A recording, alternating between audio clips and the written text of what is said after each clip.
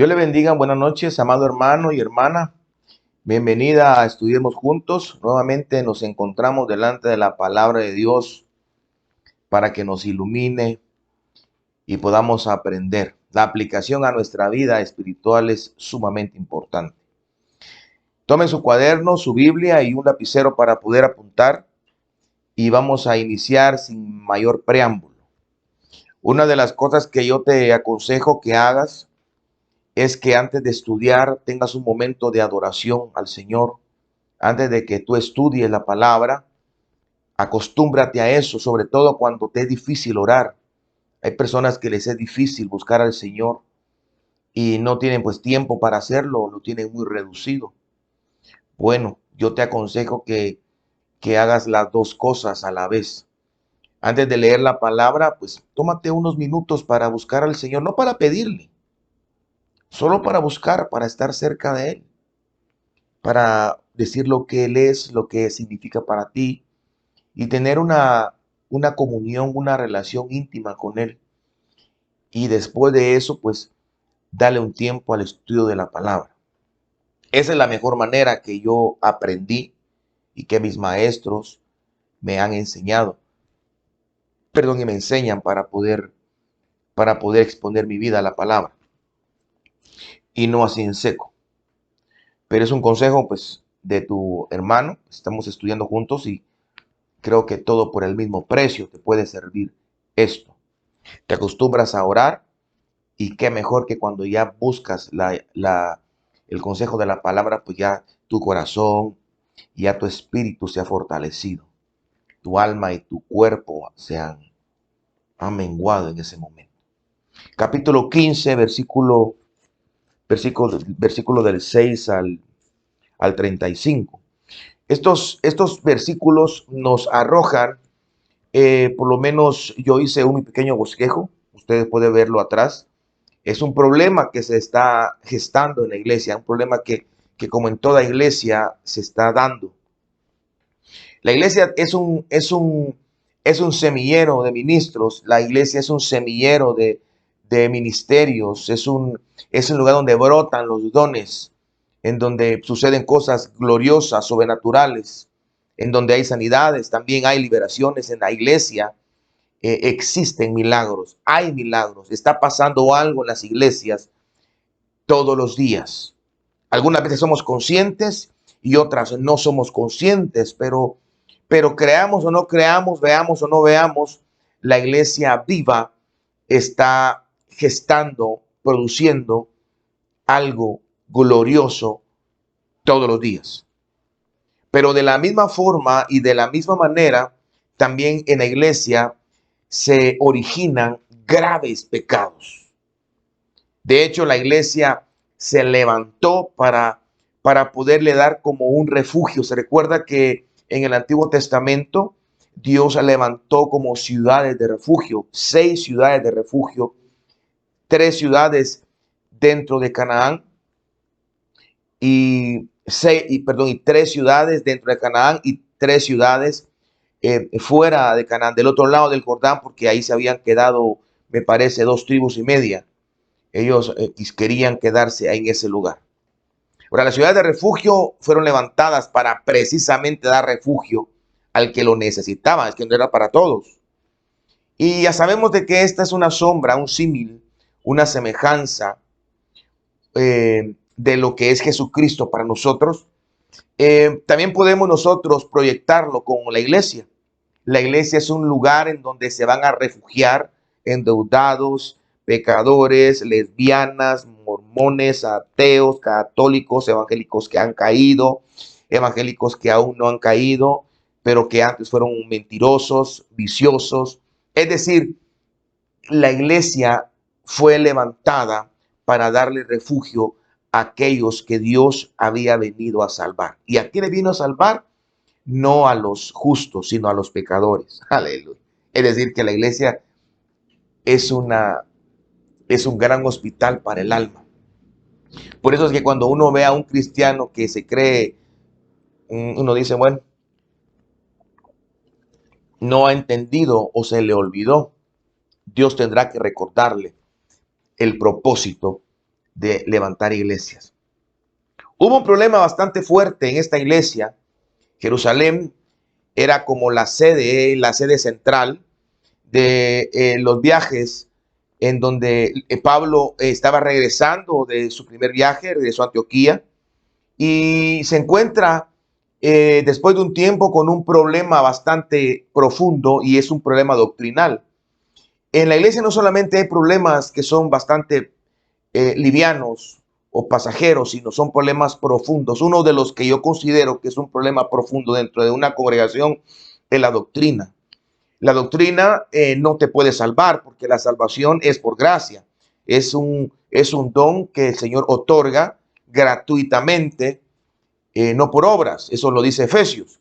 Perfectamente claro, lo dice Efesios del 8 en adelante. Pero la doctrina, una mala doctrina te puede perder. Si bien la salvación no puede venir por la doctrina, la perdición sí puede venir por una falsa doctrina. Es decir, que una persona que está practicando porque se le enseñó una doctrina que no es bíblica, puede llevarlo a un lugar que no debería de ir. Para solo darte una pequeña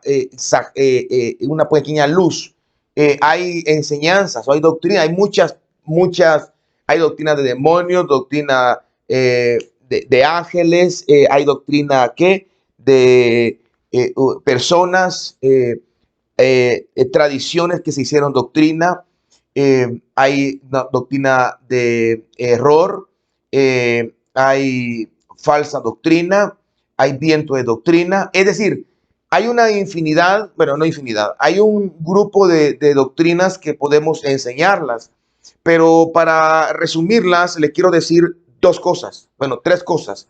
Hay doctrinas que son bíblicas, es decir, lo que está escrito, tal como lo dice el profeta, a la ley y al testimonio. Si alguno no enseña conforme a lo que está escrito es porque aún no le ha amanecido, es decir, la importancia de la palabra profética más segura, según lo que dice Pedro en sus cartas, es la escrita. Número dos, hay doctrinas, o mejor dicho, enseñanzas que no son bíblicas. Por ejemplo, esta enseñanza que a veces la oímos de los altares, hermano, como dice la Biblia, ayúdate que yo te ayudaré. Y que no se cae de la hoja un árbol o un pelo no se te cae de la cabeza si no es la voluntad de Dios. Eso no lo dice la Biblia, o al menos no lo dice así. O decir este versículo bastante conocido que a veces nosotros mencionamos, que dice, tal como lo dice la Biblia, es mejor dar que recibir. Tampoco lo dice así la Biblia. Puede ser una exégesis, puede ser una interpretación de un versículo, pero específicamente no menciona muchas veces lo que a veces nosotros practicamos y enseñamos. Y hay doctrinas que son antibíblicas. Fíjense, pues doctrina bíblica, doctrina que no es bíblica y doctrina que es antibíblica. La antibíblica es más complicada, porque aunque es más complicada, es más evidente, porque la Biblia dice ama unos a otros y la antibíblica dice no te dejes pelear, como escuché por ahí a una persona que es cristiana, ¿va? Yo no voy a dejar que a mi hijo le den, yo le enseño, si te dan, dale, no te dejes. Y la verdad digo yo, bueno, y entonces, ¿cómo la cosa, va? Como si así hubiera pensado Cristo, nos hubiera asado a todo el mundo con los ojos de fuego que vio Juan en el Apocalipsis. No, él que cayó como oveja en medio de sus trasquiladores, dice, no abrió su boca. Esta es doctrina bíblica. Ahora, la que no es bíblica o la antibíblica es, por ejemplo, no te dejes, eso es antibíblico. Pero la antibíblica es como más evidente. Es como más evidente porque se puede ver claramente que no es de acuerdo en la Biblia. Ahora, el problema está en que no se conoce la Biblia. Es decir, que la gente conoce en la Biblia lo único que conoce en la Biblia son las predicaciones que reciben los días domingos y los días entre semana, pero que yo tenga un momento con Dios, lo que hablaba al principio, con Dios para buscar su rostro, buscar su presencia, no lo tengo. Entonces, yo sé lo que me han enseñado. Es más o menos así como, mire qué interesante y qué delicado esto. Perdón, es más o menos así como cuando las noticias nos enseñan ciertas cosas. Usted sabía que dentro de el nuevo orden mundial, ¿cómo le puedo explicar? Hay una estrategia que radica en la información. Es decir, que los dueños de todas las cadenas noticiosas más importantes del mundo son de una sola familia, son de una persona. No, es que los dueños de Canal X es don fulano, ¿cómo decir? No, ay Dios, hermano. Ellos dicen lo que los otros les dicen.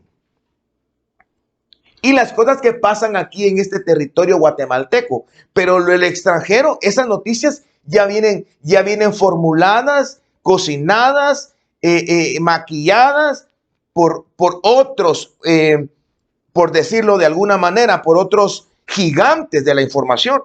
Es decir, en pocas palabras, que nosotros sabemos de Australia lo que nos dicen cómo es Australia. Pero usted ha viajado a Australia.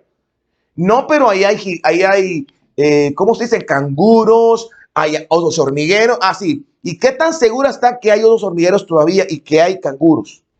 Usted lo sabe, usted los ha ido a ver, usted los vio, no. Pero salen en National Geographic, salen en Discovery Channel, salen no sé qué, así, porque lo que nos enseñan.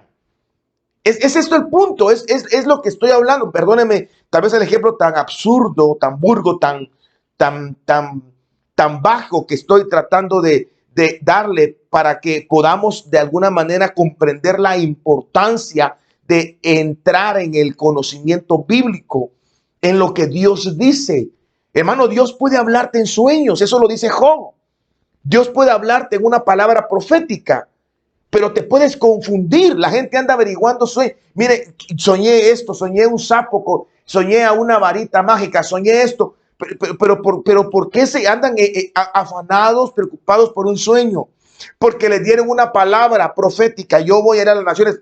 A mí me dijeron que voy a ir a las naciones. Sí, pero la Biblia dice que antes que te envíen, tenés que venir. Eso le dijeron a Moisés. Moisés, ven porque te enviaré. Le dijeron a Isaías, come on here, ven para acá, porque te voy a usar.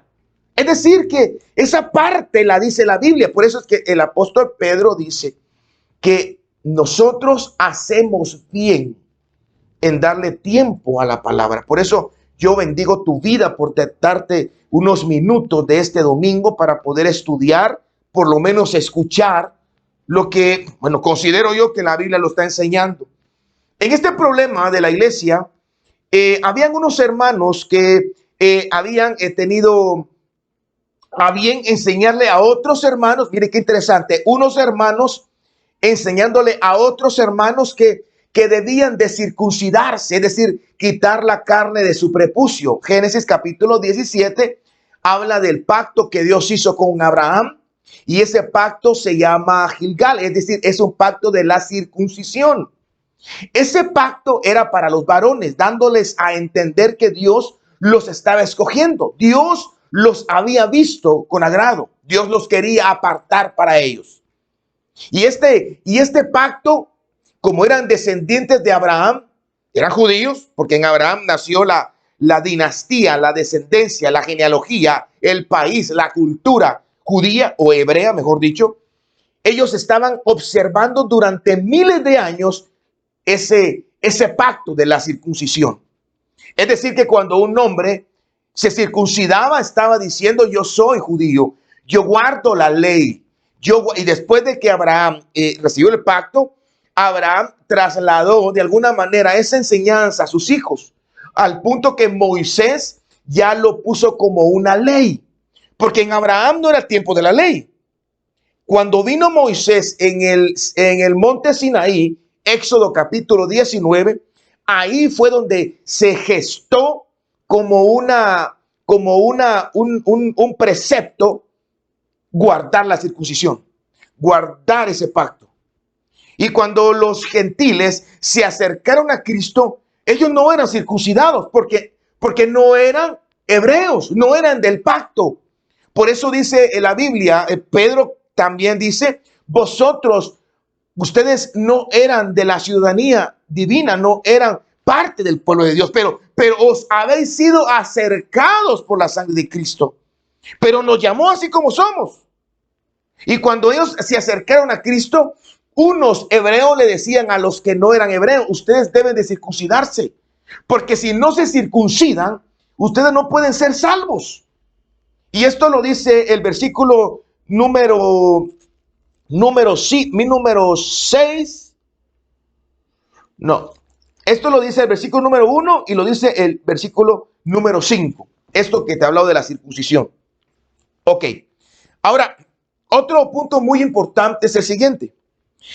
Hemos encontrado que en este problema, por eso le puse arriba problema, hemos encontrado la manera en cómo la iglesia lo maneja. Y de alguna manera te puede dar a ti una luz cómo poder manejar problemas de doctrina en tu vida. ¿Cómo así doctrina, hermano Julio? No le entiendo de doctrina. Bueno, por ejemplo, la santidad es una doctrina. Doctrina significa enseñanza. Tú debes de enseñarle a tus hijos que deben de santificarse. Tú debes de enseñarle a tus hijos que deben de consagrarse. Ser tropiezo. Yo a veces caigo mal, hermano, porque yo sí digo, hermano, perdóneme, y trato de hacerlo de la manera correcta, responsable, respetuosa, pero yo no quiero, hermano, que alguien me mire haciendo lo malo y que no me diga las cosas. Si realmente me ama, me debe decir, hermano Julio, perdonen, pero usted está haciendo algo malo. Si, hermano, a mí me hubieran corregido desde qué ratos, de niño, me hubieran corregido de qué ratos, o a usted también.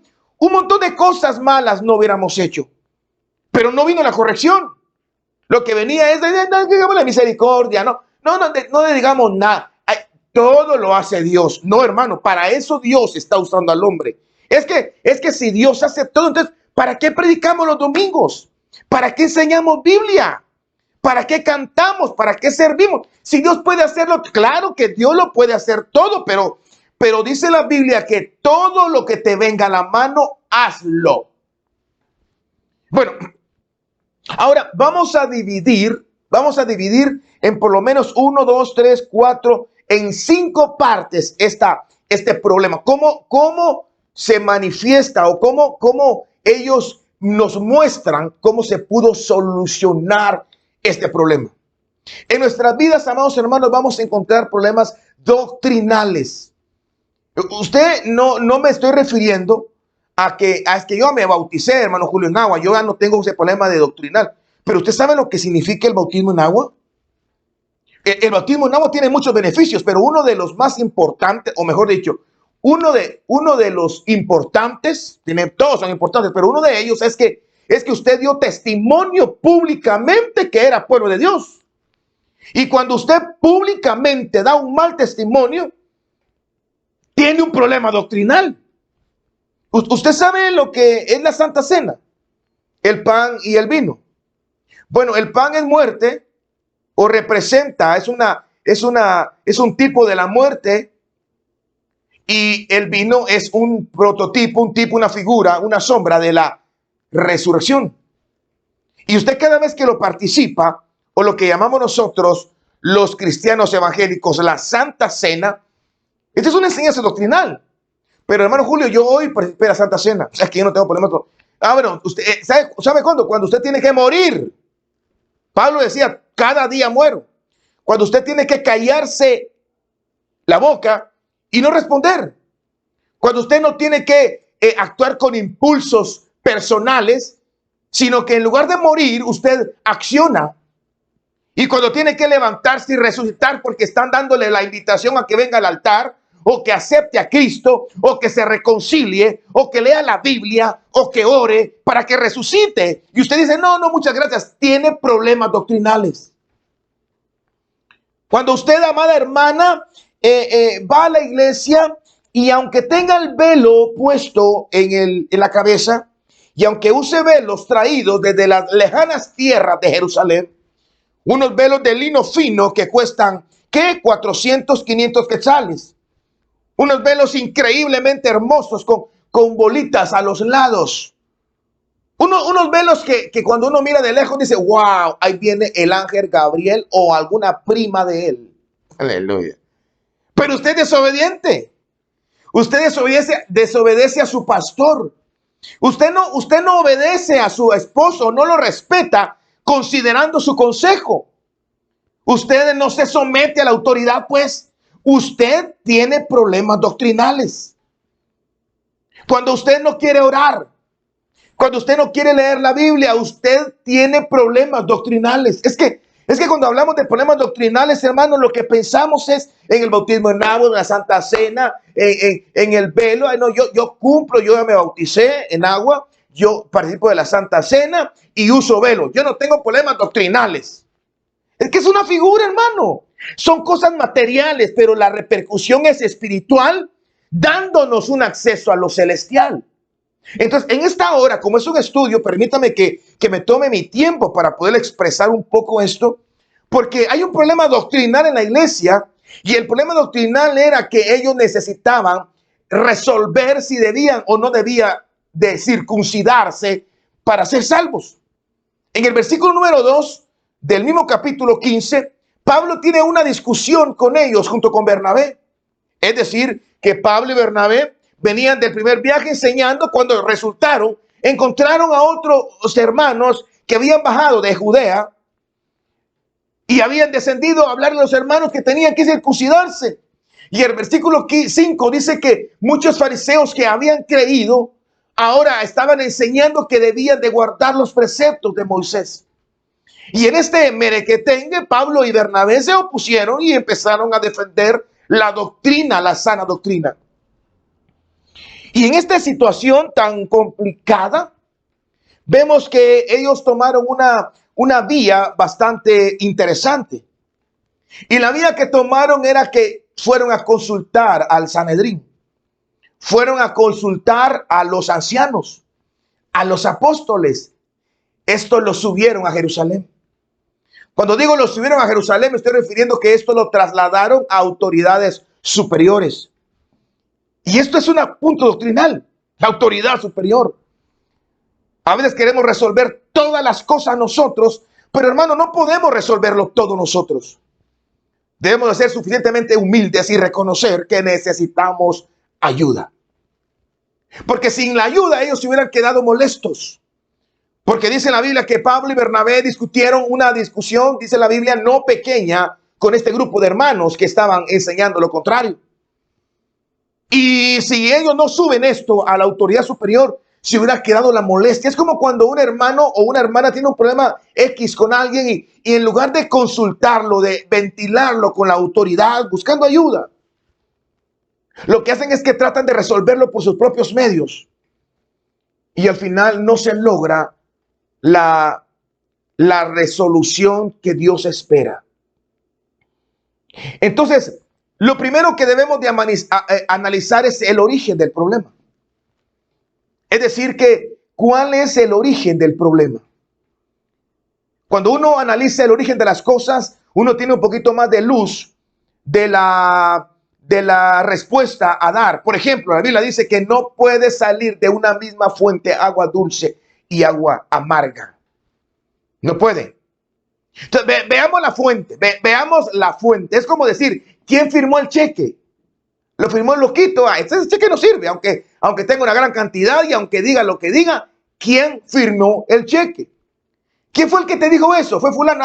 Ese es un gran mentiroso. Es decir, vámonos al origen, porque vamos a ir al banco a cambiar un cheque y ya lo revisamos bien que sí es el banco de los trabajadores y sí es un genuino cheque, pero lo firmó mi nene. Lo firmó mi hijo. No vale, porque mi hijo no tiene cuenta. La cuenta es mía. Entonces vamos a ir a tratar de resolver un problema, pero tenemos que ir al origen, hermano. Cuando tú vas al origen de las cosas, cuando tú examinas el origen de por qué te desanimaste en la fe, cuando tú vas al origen de por qué razón dejaste de creer en Dios, cuando tú vas al origen, al inicio de la razón por la cual tú ya no oras, ya no lees, ya no vigilas, ya no ayunas, ya no escuchas, ya no buscas, ya no pides, ya no te ministras. Cuando tú no miras el origen, es difícil, es muy difícil que tú puedas darle una solución. Hay personas que ya no se pueden ministrar porque un ministro. ¿Ministrar qué es? Ministrar es abrir tu corazón. La palabra administración, una de las acepciones es repartir. Es decir, poner las cosas donde deben de ir. Una persona que se llega a ministrar va a necesitar que alguien le ordene, que diga, ah, bueno, esto es de la cocina, ¿qué hace en el baño? Esta es una cuchara, ¿qué hace en el baño a la cocina? Esta es una almohada, ¿qué hace dentro de la refri? Vamos a dejarla a la alcoba. Esto es un calcetín, ¿qué hace dentro de la olla del caldo? Aleluya. O sea, algo así viene en la vida de las personas cuando se ministran, pero ¿qué pasa? Que lo que ellos contaron ahora se divulgó en la iglesia.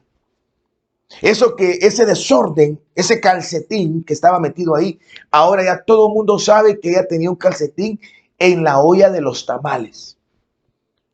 Porque se fue a abrir con un pastor, o se fue a abrir con una hermana, o se fue a abrir con quien se le dio la gana, y la persona comentó su situación. Digo esto porque la única persona delegada para poder ministrar a una persona primero tiene que ser declarada por el pastor, porque el pastor sí sabe cómo están las ovejas.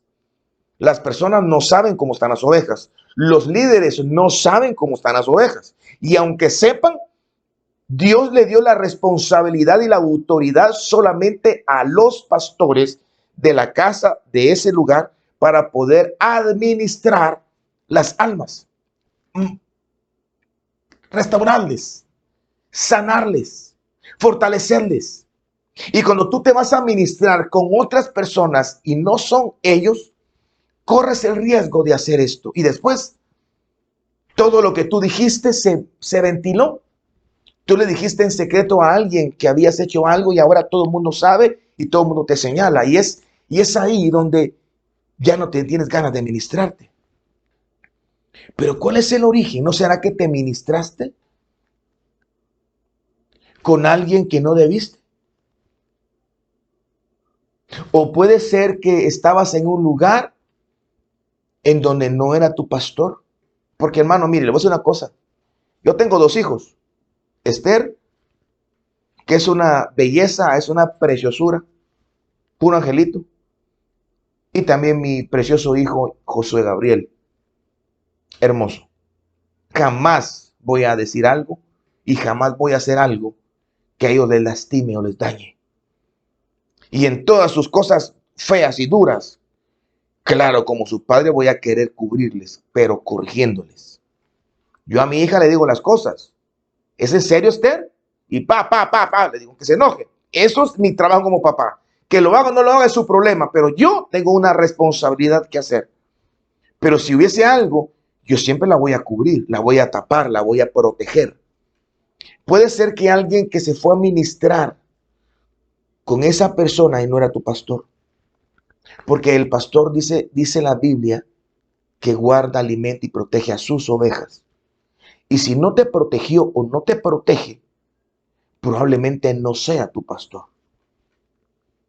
Es como alguien no va a proteger a mis hijos como yo.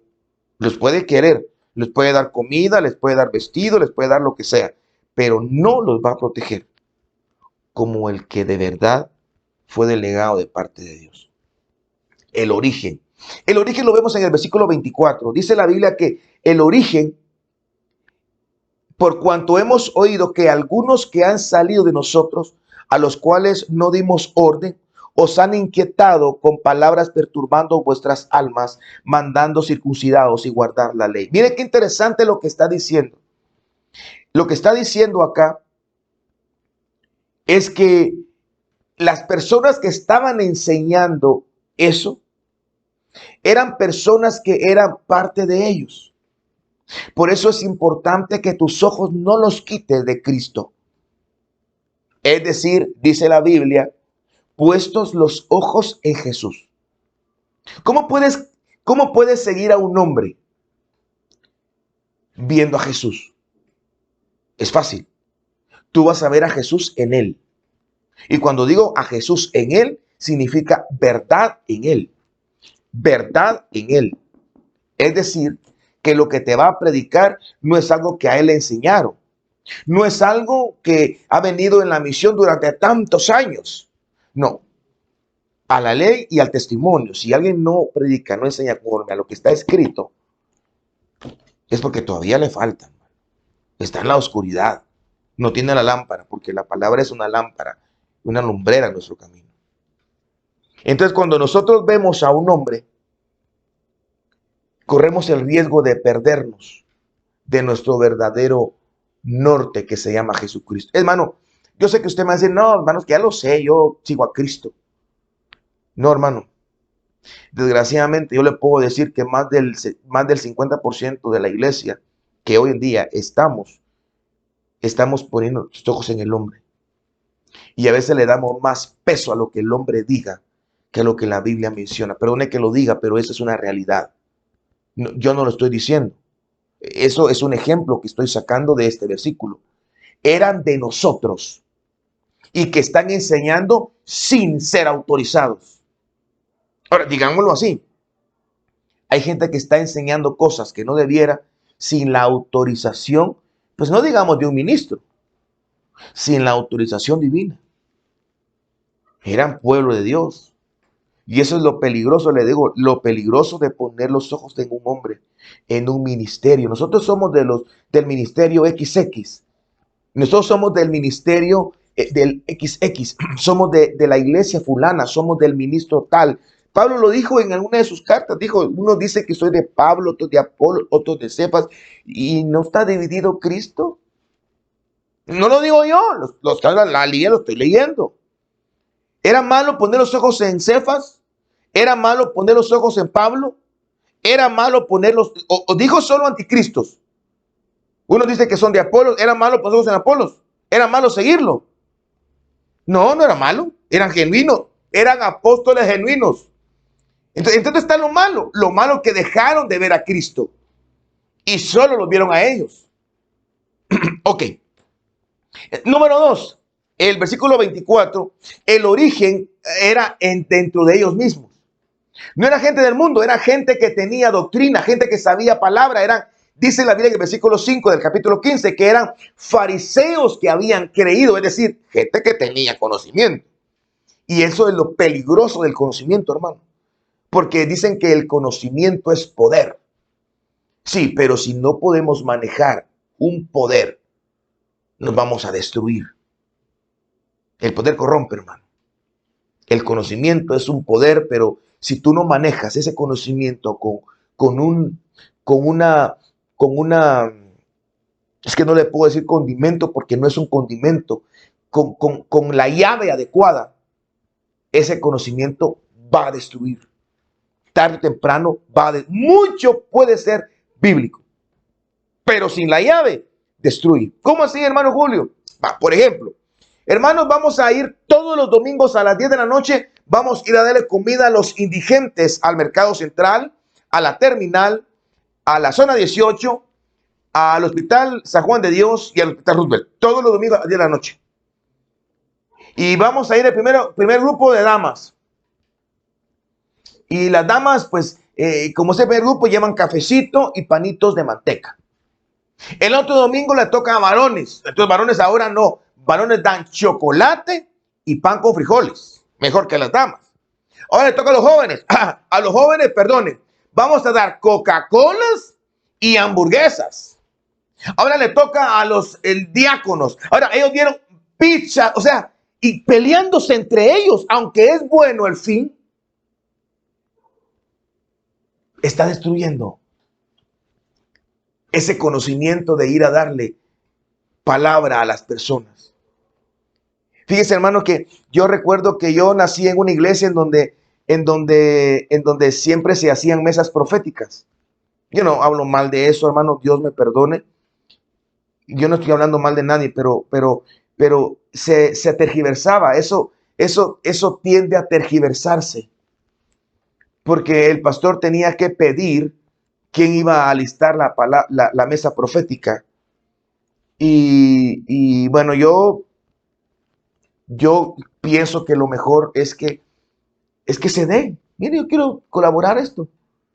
Pero de pronto, cuando digo mesa profética, me refiero que en Santa Cena siempre ponían una mesa llena de panes, llena de cosas. Llegó un punto donde una persona casi que dio todo su sueldo porque quería que tuviera la mesa profética mejor. Hasta una piñata pusieron de un águila arriba. Perdóneme, hermano, pero, o sea, se pierde el sentido de las cosas.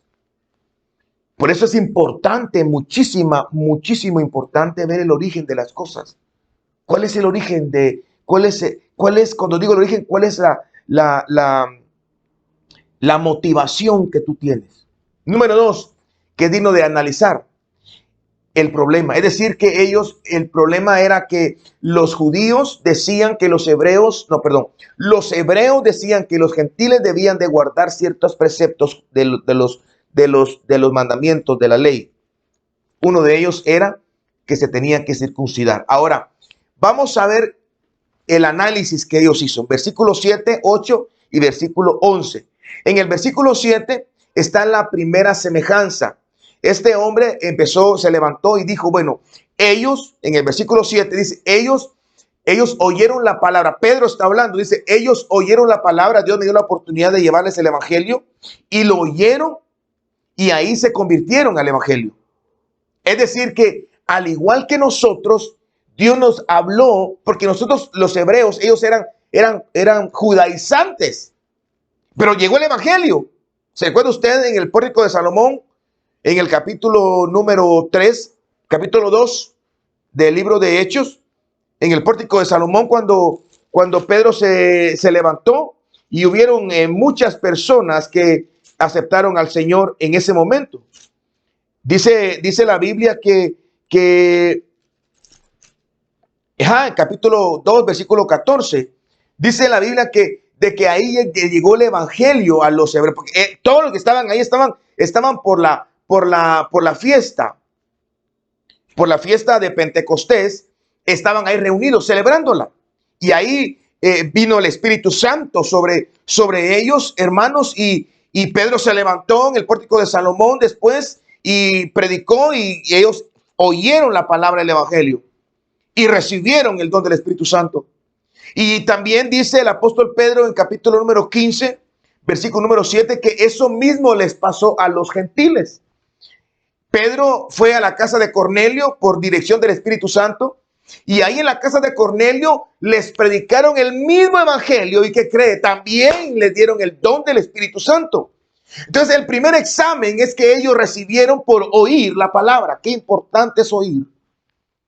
Entonces ellos no estaban circuncidados. Ellos no se estaban guardando la ley. Sin embargo, oyeron el mismo mensaje y Dios reaccionó de la misma manera. Es que así es Dios, hermano. A veces pensamos que Dios tiene que trabajar con nosotros igual que con otra persona. Pero definitivamente hay cosas que se van a hacer un común denominador. Y uno de ellos es que el oír, dice la Biblia, que por la fe viene el oír. Número 2, parte del examen, es que ellos, versículo número 11, ellos fueron salvos. Ellos alcanzaron la salvación por la gracia de Jesucristo. Al creer, se salvaron, igual que los hebreos. Es decir, que los hebreos no fueron salvos porque eran descendientes de Abraham. Es decir, que los hebreos no fueron salvos porque estaban circuncidados. Los hebreos no fueron salvos porque guardaban los 640 y pico de preceptos que la ley mosaica les refería. La ley comunitaria, la ley sacerdotal. Es decir, que ellos no fueron salvos por eso. Ellos fueron salvos por gracia. Efesios capítulo número 2. Porque por gracia sois salvos por medio de la fe. Y esto no es de vosotros, pues es un don de Dios, no por obras, para que nadie se gloríe. Y al igual que los hebreos, ellos recibieron la salvación. Algunos de ellos ni siquiera jamás se habían acercado a una sinagoga. Ni siquiera habían tenido contacto con un sacerdote. Sin embargo, ellos recibieron la salvación porque oyeron la palabra salvadora de la gracia de Jesucristo. Ese es la segundo chequecito que ellos examinaron del problema. Bueno, el problema es los gentiles y los hebreos. Vamos a ver. Estos recibieron circuncidados. Estos recibieron el bautismo del Espíritu Santo porque circuncidados.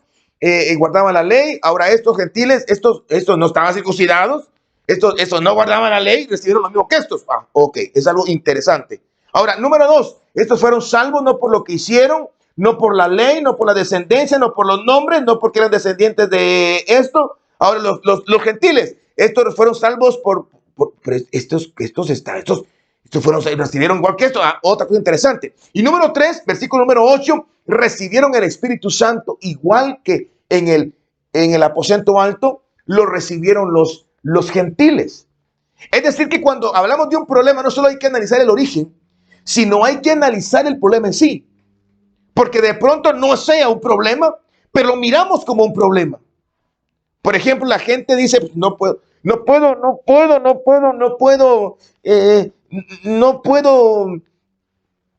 guardar dinero, no sé, pero no me alcanza, gano más. ¿Y cuál es el problema? Analice, el problema es el dinero, no es que no puedo tener mucho dinero porque me lo gasto. No, ese no es el problema es de que usted debe de analizar que necesita tener una enseñanza administrativa de las finanzas, que por cierto, la Biblia lo enseña. La Biblia tiene todo, hermano, es un mapa para el peregrino, para aquel que anda caminando y necesita ayuda divina. Entonces lo segundo, lo primero es el origen, lo segundo es el análisis. Número 3, la solución, versículos 19 y 20. La solución radicaba en esto, dice, por lo cual yo juzgo que no se inquiete a los gentiles que se conviertan a Dios. Que no se inquiete a los gentiles que se convierten a Dios, sino que se les escriba que se aparten de contaminaciones de ídolos. Porque si alguien, hermano, está sumamente contaminado con los ídolos, somos los gentiles. Ahora, no estoy hablando, no, pastor, yo nací en una cuna cristiana. No estoy hablando de los que andan chineando imágenes. Les estoy hablando de los ídolos que tú has hecho, ¿sí? Te estoy hablando de tus hijos, de tu esposa, de tu pastor, de tu apóstol. Te estoy hablando del ídolo que tú miras todos los días en el espejo cuando tú te bañas o te cambias. Ese ídolo que le compra ropa buena y que, cuidado, te toca a alguien, porque ese ídolo que tiene ese carro hermoso, que cuidado lo raspan. Ese ídolo que se jacta de que en su billetera carga 4, 5, 6 o hasta 7 tarjetas de crédito, ese ídolo que tiene un buen teléfono celular. Seguramente ya me entendiste a lo que te quiero decir. Pero yo quiero referirme a la prueba de la importancia. Fíjese que en el versículo 20 dice que se escriba. En el versículo número 23 dice y escribir. Es decir, que la solución sería escrita. No solamente sería hablar, porque en el versículo 27, en el versículo 27 dice, así que enviamos a Judas y a Silas, los cuales también de palabra os harán saber lo mismo. Es decir, que la resolución iba a ser enviada por escrito, iba a ser transmitida verbalmente, así como la ley. ¿Se recuerda usted? Como la Torá, hay una tradición escrita que es la Torá, es lo que ellos tienen como el Pentateuco. Y también hay una tradición que es oral, es decir, algo que se transmitía, tal como lo dice Deuteronomio capítulo número 6, me parece que dice, dice, amarás al Señor tu Dios, leámoslo mejor, pero dice, y se las enseñarás a tus hijos, a los hijos de tus hijos. Deuteronomio, vamos a ver si lo encontramos rápidamente. Como es estudio, me agrada mucho porque tengo la oportunidad de tardarme un poquito en algunos momentos.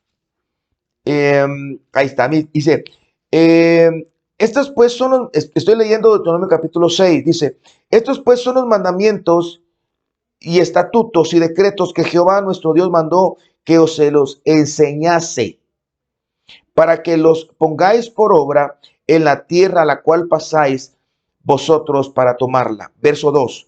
Para que temáis a Jehová tu Dios, guardando todos sus estatutos y mandamientos que yo te mando, tú, tu hijo y el hijo de tu hijo, todos los días de tu vida, para que tus días sean prolongados.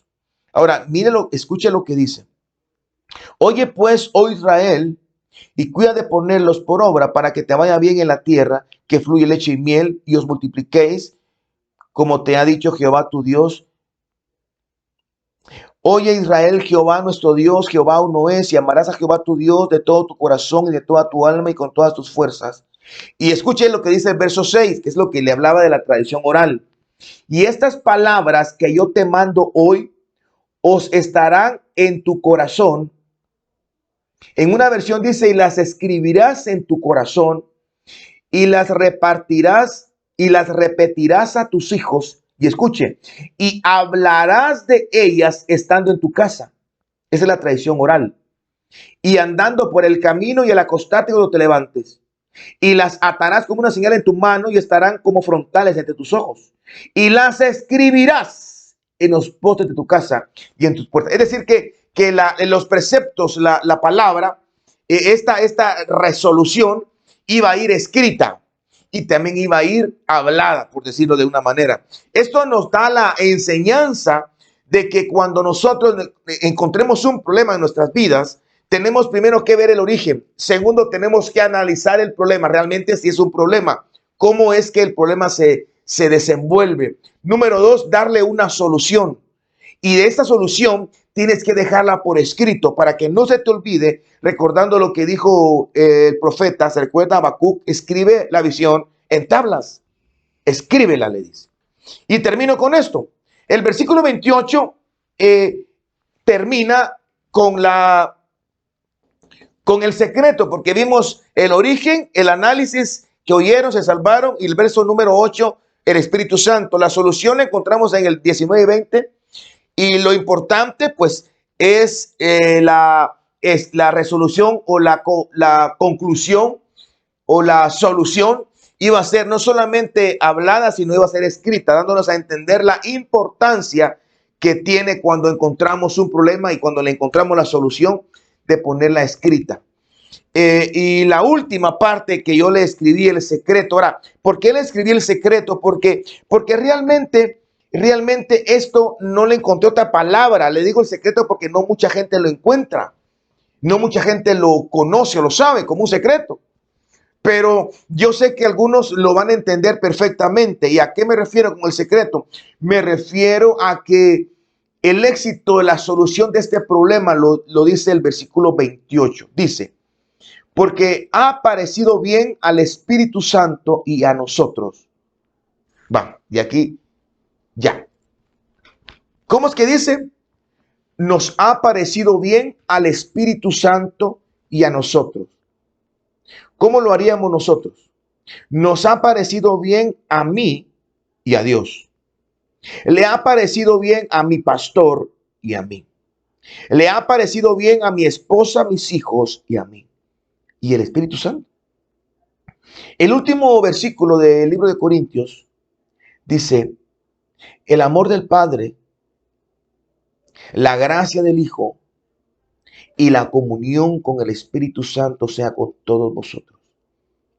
Es decir, que el problema se arregla únicamente con la comunión con el Espíritu Santo.